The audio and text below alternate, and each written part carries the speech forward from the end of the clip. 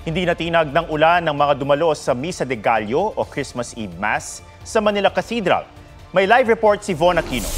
Von?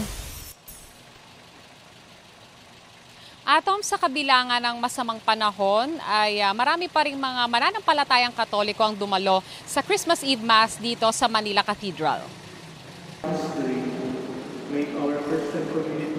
Napuno ang simbahan at kahit sa labas, may mga nagpayong para makadalo sa Misa de Gallo.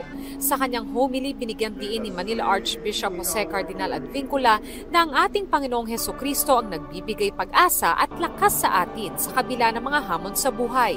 Si Jesus anya na ipinanganak sa mundo, may pangalan at may pamilya, ay hindi nalalayo sa atin at kasama natin siya sa ating paglalakbay.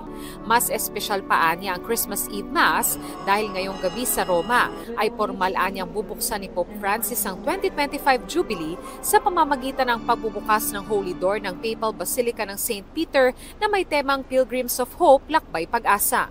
Without Jesus, there is no hope.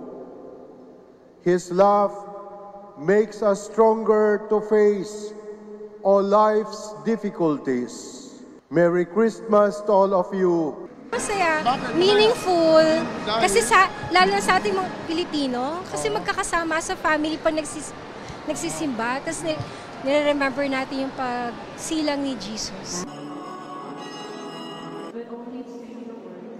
Atom, ang Christmas Day Masses naman dito sa Manila Cathedral ay gaganapin ng 8 a.m., 10 a.m., 4 p.m. at 6 p.m. Merry Christmas sa'yo, Atom! Merry Christmas at maraming salamat, Von Aquino.